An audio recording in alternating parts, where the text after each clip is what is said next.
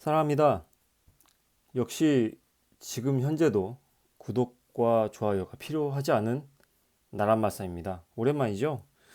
아, 뭐 동영상 녹화를 진행을 할까 말까 하다가 사실상 지금 선생님은 지금 요 부분을 그 시험 범위로 넣고 있지 않거든요. 그래서 사실 만들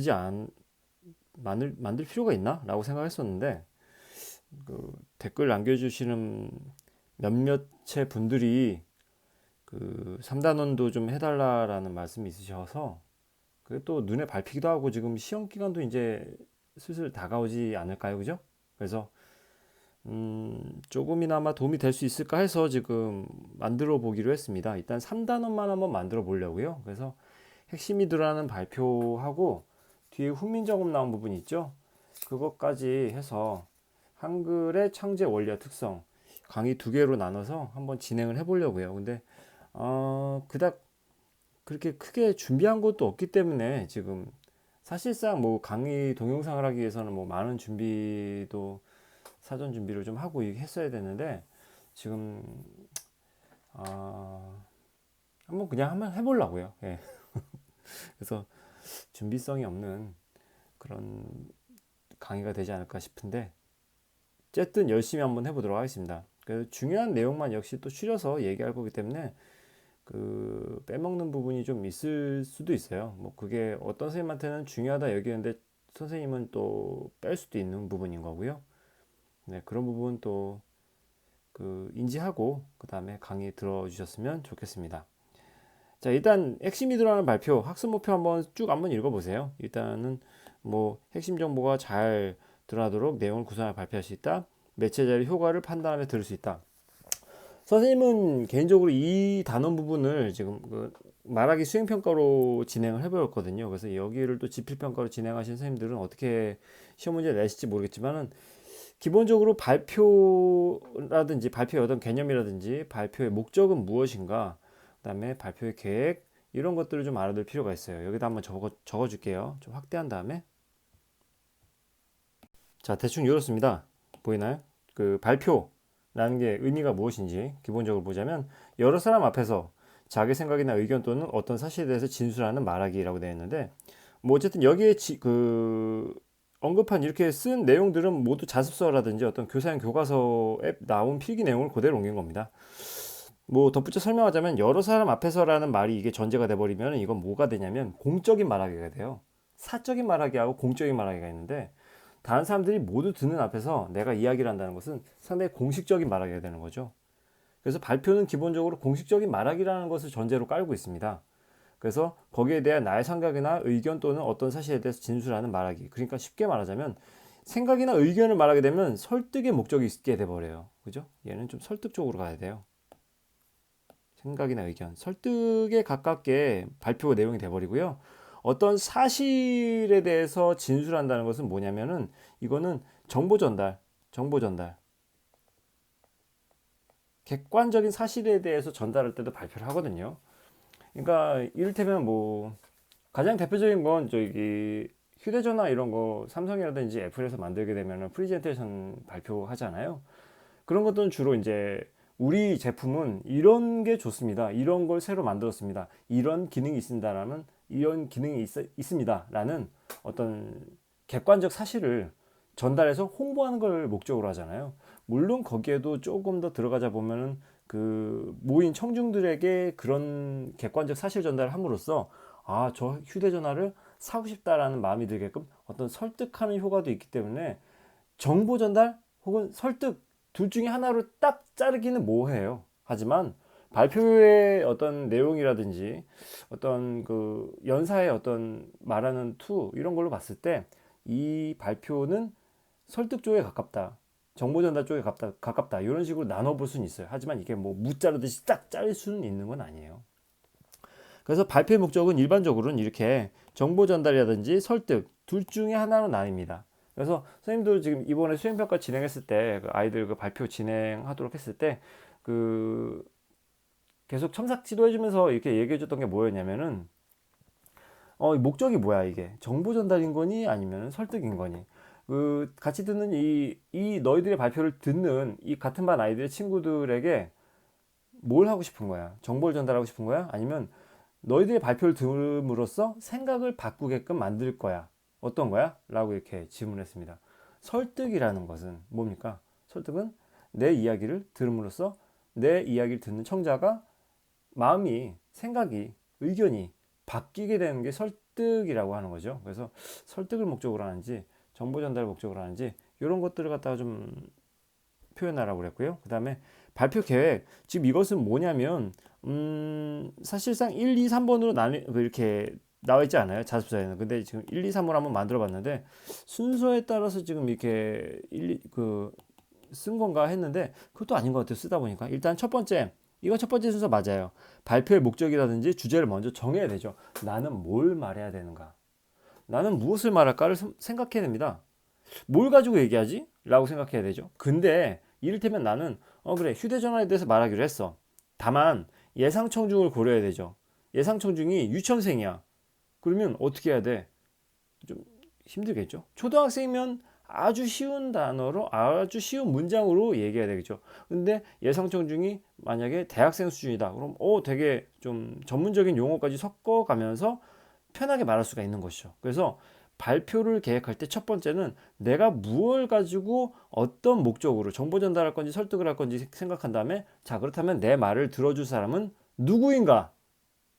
그게 남자인가 여자인가 따질 수도 있고요. 아니면 나이가 많은가 적은가를 따질 수도 있고, 그 변수는 아주 많습니다. 그래서 예상 청중이 누구인가를 고려해야 되는 거죠. 그 다음에 발표 내용 선정이라고 써 있는데, 이 발표 내용 선정이라는 말은 그러니까 좀 첨언을 하자면 이것은 자료 수집이라고 하면 좋을 것 같아요. 내가 만약에 뭐 대기 오염에 대해서 뭐 설득하는 말하기를 갖다 하기로 했다. 그렇다면 그 대기 오염과 관련해서 자료 수집을 막 해야 될 거 아니에요. 그죠? 100가지 자료를 수집했다 치자. 근데 그걸 갖다 다 쓸 수는 없어요. 그죠? 여기서 뭘 해야 돼? 뭐 취사 선택을 해야죠. 취사 선택이라 하면 내가 이 자료를 가지고 쓸 것인가 아니면 버릴 것인가를 선택해야 돼요. 그러니까 막 미친 듯이 자료 수집한 다음에 취사 선택하고, 그래서 핵심 정보가 잘 드러나게 효과적으로 구성하는 겁니다. 그 효과적으로 구성하는 걸 이렇게 도입, 전개, 정리의 순서로 구조를 분명히 해야 되는 거죠. 그래서 요게 뭐 딱히 순서라고 보기는 어렵고요. 네. 그래서 도입, 전개, 정리. 도입 부분에서는 주로 뭘 하냐면 어떤 문제 상황, 문제 제기. 그러니까 만약에 설득을 목적으로 하는 대기 오염과 관련된 설득을 목적으로 하는 어떤 그런 발표를 한다면, 문제 제기를 한 다음에 그 전개 부분에서 본격적인 어떤 해결 방안이라든지, 아니다, 문제 제기 해결 방안 전개 쪽으로 들어가요. 도입 쪽에는 어떤 흥미 유발이 가장 우선이에요. 흥미 유발. 그 다음에 전개에서 문제 제기. 뭐 지금 우리나라 지금 대기 오염이 이런 상태에 치달았다. 왜 원인은 무엇일까? 뭐 원인 같은 거 얘기한 다음에 그 다음에 본격적인 해결 방안 얘기해요. 정리 쪽에서 무엇을 하냐면 진짜 정리는 별거 없어요. 뭐냐면 요약, 강조, 끝. 그러니까 사실 정리 쪽에서는 앞에서 그 전개 쪽에서 했었던 말 있잖아요. 전개 쪽에서 했었던 말을 다시 중원부원하는 거예요. 반복. 요약 깔끔하게 다시 한번 말하자면 뭐 이렇게 뭐 이와 같이 뭐 이런 내용이기 때문에 간단하게 다시 한번 반복하면서 끝냅니다. 그러면서 굳이 더 덧붙이려면 뭐 예상 방향이라든지 조언을 갖다 더 덧붙이면서 끝내긴 하는데, 어쨌든 발표는 도입, 전개, 정리 이 세 가지의 구조로 끝난다는 걸 좀 알아두면 좋겠습니다. 됐죠? 네. 한 번만 더 설명하자면 요 자료 수집 부분, 자료 수집에서 다 쓰는 게 아닙니다. 분명 취사 선택해야 된다는 거. 쉽게 말해서 자료 수집한 뒤에 여기다 필기해 줄게요. 여기서 선별의 과정이 꼭 필요해요. 선별. 내가 필요한 정보만 선별. 자료 수집하고 선별. 그 다음에 그걸 발표 내용에 반영해야 됩니다. 알겠죠? 오케이. 그 다음에 뭐랄까. 자, 우측에 요거 한번 볼까요? 요거는 좀 볼 필요가 있어요. 요 그림은 좀 약간 중요하다 판단이 들어서. 자, 봅시다. 나라라는 여학생이 독도 생태를 주제로 열심히 발표 준비했는데 발표 당일 친구들 앞에서 발표하는데 라고 하는데, 봐봐요. 자, 나라 맞습니까? 나라라는 여자애가 독도는 동해와 천연기념물이 매화, 독도를 아끼고 사랑합시다. 뭐 이렇게 했어요. 지금 여기에 있는 그러니까 이 발표 자료에 발표문이 그냥 있는 거지. 그죠? 독도에는 동해에 있는 화산섬인데 경영할명이 천연기념물이 매화 이렇게 있습니다. 그죠? 그걸 그대로 쳐다보면서 그대로 읽기만 하죠. 그죠? 그리고 감사합니다. 그러니까 청중들이 발표문 그대로 읽기만 하네. 경영하면 어떻게 생겼지? 문제가 생기는 거죠. 자, 그러면 여러분들은 만약에 여기 또 시험 문제 낸다면 여기서 이제 문제점이 무엇인가를 갖다가 뭐 파악하는 문제가 나올 수도 있는 건데 뭐냐면 일단 크게 두 가지 잘못했어요. 여기다 정리해 볼까요? 일단 크게 두 가지 잘못했는데 뭐냐면 첫 번째는 일단 빨간색으로 쓰자. 자, 첫 번째는 뭐냐면 이거를 갖다 어떻게 정리해야 되지? 자, 이렇게 합시다. 자, 비언어적 왜 안 나오지? 비언어적 표현과 바쁘니까 글씨가 막 엉망입니다. 반언어적 표현 이 두 개가 없어요. 그죠? 비언어적 표현과 반언어적 표현. 사실 근데 반언어적 표현은 알 수가 없겠다. 그죠? 뭐 목소리가 어떠했는지. 자, 그렇다면 여기서 비언어적 표현과 반언어적 표현이 없었다고 했는데 지금 이 핵심이 드러나는 발표라는 이 단어 속에서 정말 중요한 개념인 비언어적 표현과 반언어적 표현을 설명해 줄게요. 자, 봐봐요. 다시 확대. 자, 그렇게 길게 설명하지 않을게요. 뭐 최대한 짧게 설명해 보겠습니다. 일단 비언어적 표현이라는 건 뭐냐면 이 비언어적 표현이라는 것은 이 비자가 무슨 비자냐면 아닐 비자예요. 그 다음에 여기서 반언어적 표현이라는 것은 무엇이냐면 얘가 반만, 절반을 의미하는 거예요. 됐어요? 자, 그러면 이 비언어적 표현도 볼게요. 아닐 삐자 썼다고 했죠. 언어가 아니란 얘기야. 언어가 아닌 게 뭐가 있을까? 언어가 아닌 거 그냥 뭐 몸짓, 손짓, 표정, 시선, 자세 이런 것들이 다 비언어적 표현이에요. 다른 예를 들어볼게요. 일단 뭐 소개팅 자리 나갔다. 근데 상대방이 마음에 들지 않는다. 표정이 막 심드렁하거나 아니면은 막 쩍벌 자세로 막 삐딱하게 앉아 있는다거나 그렇게 있으면 심드렁한 표정으로 삐딱하게 앉아 있으면 그 소개팅 상대자도 분명 그 표정과 태도를 보고 인식하겠죠. 얘 왜 이렇게 태도가 불량스럽나? 내가 싫은가? 뭐가 마음에 안 드는가? 아니면 심사가 뭔가 불편한가 보군 이라고 우리는 판단하겠죠. 그죠? 굳이 말을 하지 않았는데도 불구하고 말이 없이 그 사람의 표정과 자세, 몸짓, 손짓 이런 시선 여러 가지 것들로 우리는 알 수 있단 말이에요. 그게 다 비언어적 표현이에요. 근데 지금 이 나리가 아니라 나라라는 학생은 그저 지금 이 발표문만 더군다나 이 발표문이 이게 만약에 이게 빔 프로젝트를 쏜 거라면 이 발표문을 그대로 읽어 내려갔을 뿐이잖아요. 그죠? 그러니까 그 시선 처리라고 한다면 청중을 바라보는 시선 처리도 없었거니와 그저 이게 손짓도 없었고 차렷 자세로 그냥 발표문만 읽어 내려가는 모습에선 절대 비언어적 표현이 있다고 볼 수가 없는 거죠. 그죠?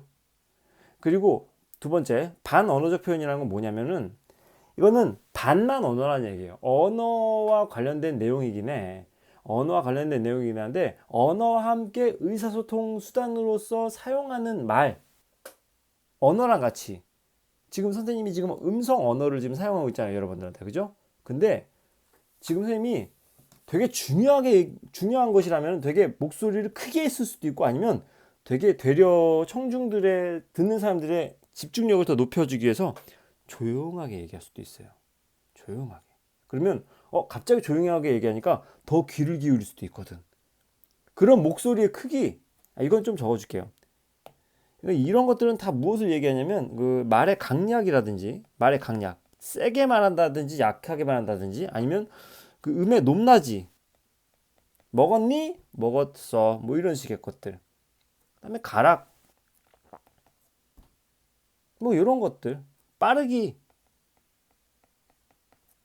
다 모두 그 음성 언어와 같이 수반되어서 나오는 것들 그러니까 이 반언어적 표현 이런 것들은 그 음성 언어를 바탕으로 합니다. 음성 언어를 문자 언어 속에서는 나타나기가 힘들어요. 뭐 저기 시나리오와 같이 그 대사 있고 그다음에 괄호 열고 그다음에 뭐 그 동작 지시문 같은 게 있는 경우면은 우리는 뭐 그것도 아니다. 뭐 동작 지시문 그 대사를 갖다 어떻게 쳐라 뭐 이런 것들이 있다면 모르겠지만 기본적으로 반어적 표현은 음성 언어와 같이 수반되어 나오는 겁니다. 네.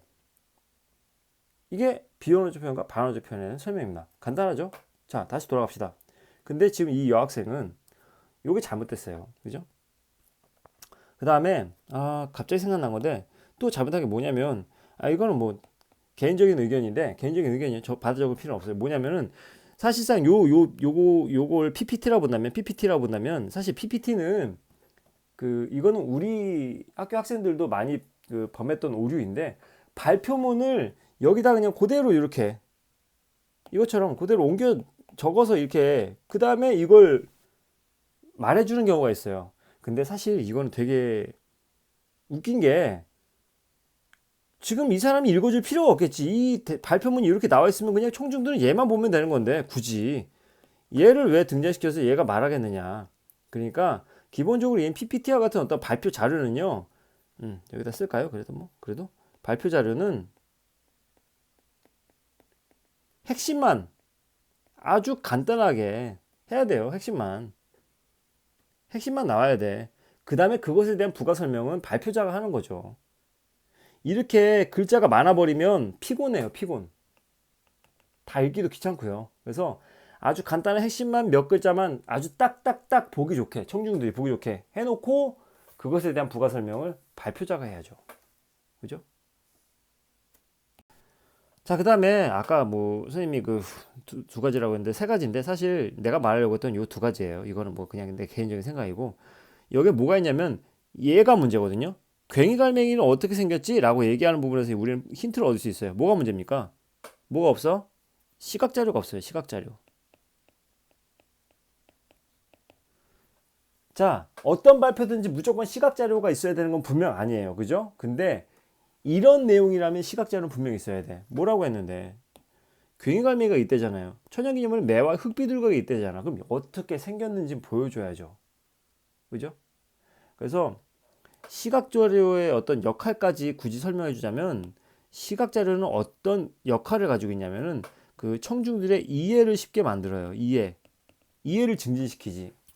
그리고 흥미와 관심을 갖다가 높여주죠. 그러니까 사진일 경우에 흥미와 관심을 높여주고 주로 이해와 관련된 거는 그러니까 도표나 그래프와 같은 경우는 이해, 수치를 바탕으로 한 도표, 뭐 그래프, 막 어떻게 막 2010년도에는 이랬는데 2019년도까지 가면서 뭐 수치가 올라갔다더라. 한눈에 보기 쉽게 이렇게 막 이해를 높여주기 위해서 도표와 그래프를 사용하는 경우도 있어요. 얘도 시각자료. 그죠? 그래서 시각자료의 역할 크게는 두 가지. 이해, 그 다음에 흥미와 관심.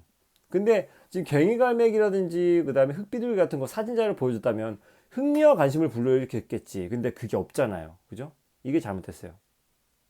오케이.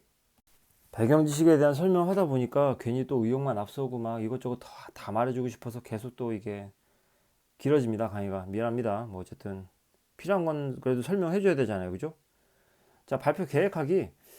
그러니까 지금 이렇게 돼 있어요. 발표 계획하기. 이게 보이죠? 발표 계획하기. 그 다음에 발표 내용 선정하기. 그 다음에 발표 내용 구성하기. 뭐 이런 식으로 해서 이제 발표를 하기. 이 전체적인 어떤 그 과정이 이렇게 돼 있단 말이죠. 그죠?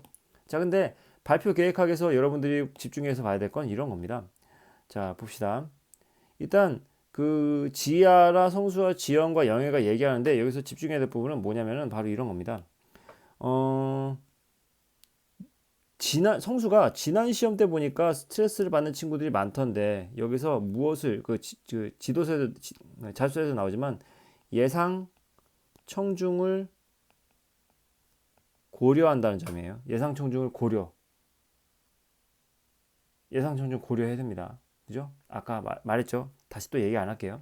자, 근데 스트레스를 달아보면 어때? 스트레스를 달아보는 건 좋은데 그것을 범위가 너무 넓지 않니? 그러니까 좀 더 구체화시키자는 얘기를 합니다.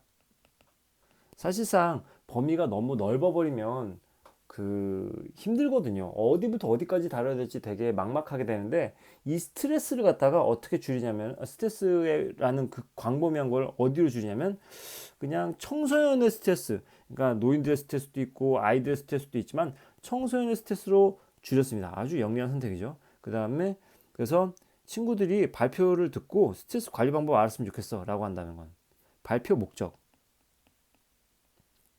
목적을 정했죠. 그죠? 발표 목적이 그럼 뭡니까? 정보 전달이겠지. 이게 무슨 설득이겠습니까? 정보 전달의 목적이 가장 크죠. 그러니까 스트레스를 관리하는 정보를 너희들에게 알려주마. 그럼 청중들은 이해를 바탕으로 들으면 되는 거죠. 그죠? 옆으로 넘어가겠습니다. 그래서 발표 내용을 선정합니다. 발표 내용, 뭐 조사할 내용들, 뭐 여러 가지 것들, 뭐 이거 그냥 넘어갈게요. 예. 뭐 이것도 뭐 굳이 설명할 내용이 없을 것 같고, 그 다음에 넘어갑니다. 바쁘니까요. 자, 아까 앞선 그 발표 단계, 발표 구성 단계, 그 도입 전개, 정리에 따라서 뭐 그 설득하는 발표는 어떻게 구성되는지를 갖다 설명해 줬는데 여기는 정보 전달에 대한 어떤 발표 단계의 그 순서가 나와 있기 때문에 고맙네요. 자, 봅시다. 일단 도입 부분에서 뭘 하냐면 발표 배경, 우리가 왜 이런 발표를 하게 되었는지에 대한 그 발표 선정하게 된 과정이라든지 뭐 어쩌다 보니 어떤 뭐 여러 가지 배경을 설명합니다. 그러면서 주제를 소개하죠. 그 다음에 요러요러한 순서로 발표를 하겠습니다. 이거는 설득하는 발표에서도 마찬가지예요. 우리는 요런 그 방향에 따라서 이런 차례에 따라서 그 발표를 하겠습니다. 라고 그냥 안내해주는 목적이 큽니다. 그 다음에 이제 본격적으로 우리가 말할 내용은요 뭐냐면요 전개에서 말합니다. 발표 주제에 대해서 얘기하고 발표 대상의 특성에 맞게 구체적인 내용을 제시합니다. 이러이런 정보가 있으니 이걸 알아두세요. 이런 게 스트레스가 이런 원인이 있답니다. 그래서 이런 해결 방안은 이런 게 있다고 하더라고요. 이런 식으로 얘기합니다. 그 다음에 정리 말했죠. 정리는 별거 없다고 앞에 말했던 전개의 내용을 요약. 그러니까 다시 반복하여 말하기. 그리고 마지막에 당부의 말, 첨언, 뭐 조언 이런 것들 그런 걸 얘기합니다. 자, 그 다음. 자, 바로 저기 발표하는 쪽으로 들어갈게요. 네. 지금 이 발표한 학생을 좀 볼게요. 이 발표한 학생의 비언어적 표현은 어떻다고 생각합니까? 비언어적 표현이 뭐라고 했죠? 언어가 아니라고 그랬죠. 언어가 아닌 손짓, 표정, 시선, 몸짓 여러 가지 것들. 정직하죠? 웃는 얼굴로 손을 가지런히 모으고 바른 자세로 서서 청중을 갖다가 뭐 응시하고 있잖아요. 그죠? 뭐 여담으로 말하자면은 그 아이들한테 선생님이 그 수행평가 이게 발표 수행평가 진행하라고 했을 때 그때 아이들한테 그 어떤 그 요령을 가르쳐 줬는데 사실 시선 그 여러 청중들 시선 맞추기가 힘들어요. 부담스럽기도 하거니와 청중도 부담스럽다고 느낄 수도 있어요. 그래서 어떻게 하라고 했냐면은 청중도 있으면 아이들 있으면 아이들 둘이 뭐 짝지어 있든 뭐 어쩌든 간에 어쨌든 어깨와 어깨 사이를 갖다 쳐다보라고 했어요. 그러면은 직접적으로 쳐다보진 않지만은 청중들은 나를 쳐다보는구나 하는 어떤 느낌을 받을 수가 있거든요. 그래서 혹시 앞에서 무대 위에 나와서 말하는 발표자 중에 혹시 이런 부분에서 어려움을 느끼는 친구도 있다면 어깨와 어깨 사이를 보세요. 그러면 직접적으로 그 청중들과 눈을 마주치지 않아도 그 청중을 바라보는 효과가 있으니까 그런 식의 방법을 쓰는 것도 좋습니다. 근데 어쨌든 이 친구는 아주 지금 비언어적 태도가 좋죠. 봐봐요. 바른 자세로 서서 청중과 골고루 눈을 마주치며 라고 했습니다. 얘가 뭐냔 말이지. 이런 식으로 문제가 나올 수 있긴 해요. 그 다음에 얘도 밑줄치고 이 둘의 어떤 구분을 할 줄 알아야 되겠죠. 얘가 반어적 표현인가 얘가 반어적 표현인가 얘가 비언어인가 얘가 비언어인가. 바른 자세 나오면 비언어예요. 그죠? 눈을 마주치는 자 눈빛 이것도 뭐 시선 교환 이런 것도 다 모두 비언어. 그러니까 언어가 아닌 거잖아요. 음성 언어가 아닌 거잖아요. 근데 분명한 발음과 큰 목소리로 얘기했어. 이거는 음성 언어에 같이 수반되어 나오는 거니까 이게 뭐다? 반언어적 표현이다라는 거지. 아 근데 지금 여기 자습서라든지 교사용 지도서에서는 준언어라고 써 있더라고요. 근데 그것도 뭐 학교에서 선생님께서 준언어적 표현이라고 했다면 준언어적 표현으로 외우세요. 근데 일반적으로는 반언어적 표현이라고 하는데 어쨌든 준언어적 표현 뭐 이것도 틀린 말은 아니니까. 그 다음에 뭐 그 도입 부분이기 때문에 이런 식으로 뭐 발표 순서는 이렇습니다. 이렇게 얘기를 합니다. 그죠? 자, 그 다음에 우측에 보면은 사진을 가리키며 지금 요런 것들 있죠. 요런 것들. 이런 손짓, 이런 손짓. 이게 비언어적 표현이에요. 핵심인 거죠. 이런 것들. 그래서 여기서 사진을 가리키며 이런 것들이 비언어적 표현이죠. 비언어. 비라고 쓸게요. 다음부터. 네. 그 다음에 사진 속의 사람들을 봐주세요. 사진을 사용했다는 것은 매체를 활용했다는 것인데 매체를 활용했다는 것은 청중의 흥미를 유발하죠. 그죠? 괜찮습니다. 이렇게 하는 거 좋아요. 그죠? 호기심 유발하고. 그죠? 그 다음에 저희 모듬은 청소년이 얼마나 스트레스를 받는지 알아보기 위해 지난 일주일 동안 우리 학교 약 100명을 대상으로 설문조사했습니다. 설문조사한 내용을 지금 이렇게 이렇게 기가 막히게 이렇게 그래프로 나타내죠. 선생님이 아까 말했죠. 뭐라고 했어요? 이런 그래프 좋아. 어떤 수치를 바탕으로 한 이런 그래프가 나온다면 그래프가 발표에 주는 효과는 뭐냐면 이해를 갖다가 증진시킨다는 거예요. 자, 우리 한번 이미지로 생각해 봐요. 이렇게 그래프로 나왔을 경우는 참 이해하기 쉬울 거야. 와, 분명 딱 보이거든. 38명이 가장 많아 보이고 스트레스가 그다음에 27명 조금 받았다 뭐 이렇게 있잖아요. 그죠? 한눈에 보이는데 이걸 이런 그래프가 없이 다 말로 한다 치자. 그러면 집중도 안 되거니와 딱 와닿지가 않아요. 그래서 한눈에 알아보기 쉽게 그래프로 지금 말한 거 아주 좋은 태도죠. 그죠? 됐죠? 자, 그 다음에 또 도표를 손으로 가리키며 뭐 선생님이 그냥 건너뛴 것도 있을지도 몰라요. 어쨌든 손으로 가리키며 이런 것도 역시 비언어적 표현이죠. 그죠? 역시 이런 거 그래프 역시 뭐 시각 자료를 사용했는데 청중들의 이해를 돕기 위한 시각 자료를 사용했다는 거 아주 좋죠. 그러니까 지금 아까 기억합니까? 아까 분명 나라가 그 발표했었던 발표 PPT의 모습은 막 발표문이 그대로 나와 있지만 봐봐요. 그냥 이렇게 깔끔하게 핵심만 무슨 문장이 있지 않잖아요. 그죠? 일반적으로 PPT에다 이렇게 문장을 넣지 않습니다. 나라처럼 이렇게 깔끔하게 떨어지게 핵심어만 제시하고 그것에 대한 설명은 발표자가 하는 거죠. 그죠? 자, 그 다음에 뭐 이런 데서 뭐 준언어적 표현이 뭐 비언어적 표현, 반언어적 표현 혹은 준언어적 표현이 등장했죠. 뭐 이런 것들 나오고 있습니다. 자, 강의가 다 끝나가는 것 같아요. 그죠? 자, 여기 이것만 정리하고 끝내볼게요. 뭐 어쨌든 여기는 뭐 다 발표하는 내용이니까 그닥 그렇게 그게 설명할 게 없을 것 같아요. 하지만 뭐 중요하지 않다는 건 아닙니다. 여기 이 부분에서부터 이제 본격적으로 이제 정리가 들어가잖아요. 아까까지는 전개였단 말이지. 여기가 정리예요. 자, 선생님이 아까 뭐라고 했어요? 정리는 뭐 하는 것이다? 앞에서 말했던 내용, 전개 쪽에서 구체적으로 말한 내용이 있었다면은 그 정리 쪽에서는 그야말로 정리예요. 요약 정리. 했었던 말 핵심만 그대로 다시 반복하잖아요. 스트레스 이렇게 관리하자. 충분한 대화, 적절한 운동, 건전치 미사. 다 전개에 나왔던 내용이야. 이 그림도 뭐 이런 것들도 다 전개에서 나왔던 내용들이에요. 해결 방안으로 등장한 것들이죠. 이거 그냥 한눈에 보기 쉽게 정리한 거지. PPT 또한 그죠? 그 다음에 출처 중요합니다. 출처.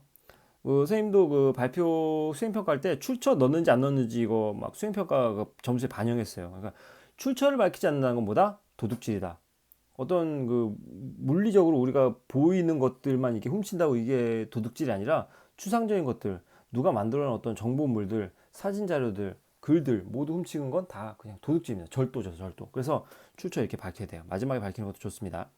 그래서 이렇게 했었던 말 다시 중원부원 하면서 발표 마치고 있습니다.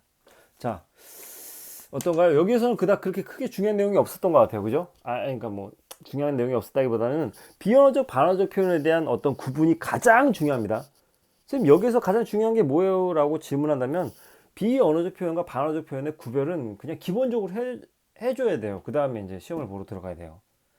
이제 그거 말고는 이제 발표의 어떤 기본적인 어떤 과정과 절차 이런 것을 좀 알아둬야 될 것 같고, 그 다음에 뭐 시각 자료를 사용하면서 얻어지는 효과들 이런 것들 좀 알아두면 좋을 것 같고, 그죠? 네. 긴 시간 또, 딱 30분 채워버렸네요. 그죠? 긴 시간 동안 또 여러분들, 네, 졸릴 겁니다. 졸리죠. 네. 그 마음 다 알아요. 선생님도 학생 때 무진장 졸았거든요. 지금도 공부하려고 이게 딱 책상 앞에 앉기만 하면 졸리거든요. 예. 이해합니다. 좀 더 재밌게 했었으면 좋았을 텐데, 이번 시간에는 그냥 너무 간만에 동영상 녹화하느라 너무 이게 흥분해가지고, 그냥 오로지 그냥 정보 전달에만 몰두했었던 점 좀 약간 반성하고, 다시금 또 어떤 댓글 달아주신 분이 재밌었으면 좋겠어요. 뭐 좀 더 위트 있게, 아, 반성하게 됩니다. 좀 더 위트 있게.